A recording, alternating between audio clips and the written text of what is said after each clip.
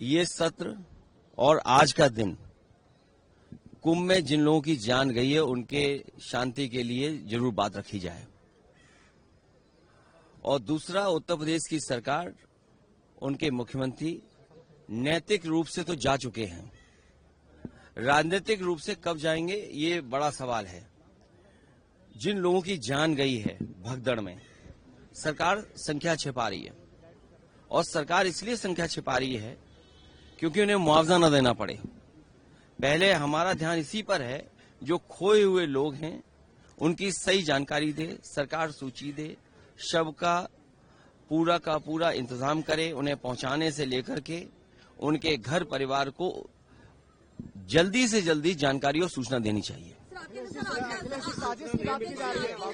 देखिए, मैं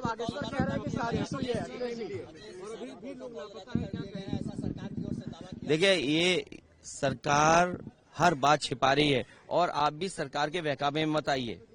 ये जो वीआईपी वाली बात थी, तो वीआईपी के लिए अलग घाट है, अलग इंतजाम था, अलग प्रोटोकॉल था, लेकिन जो घटना हुई है, आम लोग जहां जाते हैं, आम लोगों के लिए जो व्यवस्था इंतजाम था, जिस सरकार ने ये कहा हो कि हम 40 करोड़ 45 करोड़ लोगों को स्नान करा देंगे, हमारे कुंभ में आएंगे लोग। सोचिए, अगर 40 करोड़ लोगों की बात कही हो सरकार ने और जाकर के जगह जगह कार्ड बांटे हो, निमंत्रण दिया हो, ये भी उचित नहीं है।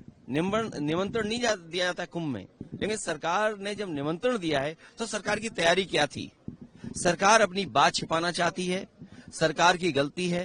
सरकार जो वहां के मुख्यमंत्री हैं, जो लगातार जाकर के मॉनिटर करते थे, और मैं प्रेस के साथियों से भी कहूंगा, कम से कम कुंभ के मामले में जनता का ध्यान न हटाएं, सरकार की जिम्मेदारी थी।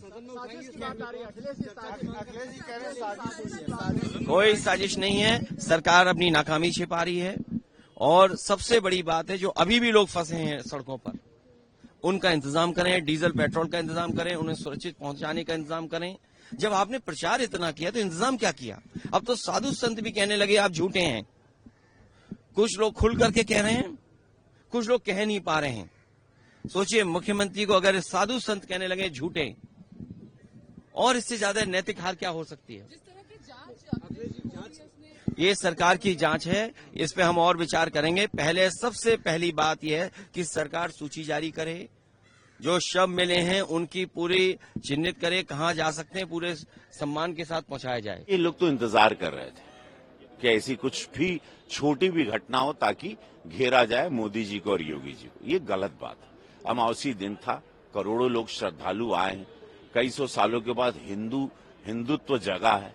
अब उस प्रेम में 144 साल में तो वही माहौल में एक बहुत दुखद घटना हुई जो हम सब लोगों के लिए बहुत पीड़ाजनक है। उस पर सरकार जांच बिठा चुकी है। उस पर राजनीति करना, किसी के परिवार की मौत हुई उस पर मौत पे राजनीति करना, इससे दुखद कुछ नहीं। हम जान रहे मिल्कीपुर का चुनाव, हम ये भी जान रहे 2027 के चुनाव की रोटियां सेकना, कुछ और नहीं था। तो ये तो खोज रहे थे कि कब हो।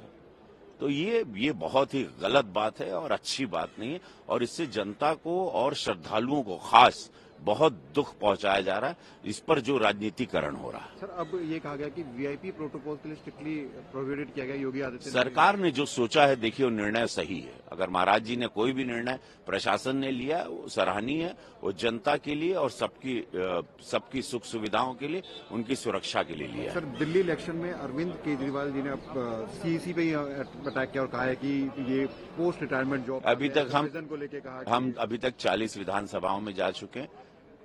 आपदा वाली पार्टी दिल्ली हार रही है, और ये हार पे ये सारी बातें आ रही हैं। उनको भी पता चल गया है कि बहुत बुरी तरह हार रहे हैं। उनके झूठ, उनकी बातें, उन पर से विश्वास लोगों का उठ गया। मेन है कि जनता का विश्वास अब उनकी हर बात पर, उनकी कोई बात पर जनता विश्वास, एक परसेप्शन होता है। 10 साल उन लोगों ने देखा, अब वो हार रहे हैं। जनता अब उन पे कोई भी बातों पर विश्वास नहीं करने वाली है। मोदी जी की सरकार आ रही, मोदी की गारंटी पर विश्वास है। एक एक माँ बहनें, और मेरी सारी सभाओं की आप भीड़ देख लीजिए, वो कोई भाड़े की भीड़ नहीं है, बुलाई नहीं भीड़ है। ये उनके झूठे वादों से त्रस्त होके ये नर्क की जो जिंदगी दिल्ली की राजधानी जी रही है, अब उससे वो उबरना चाह रही है।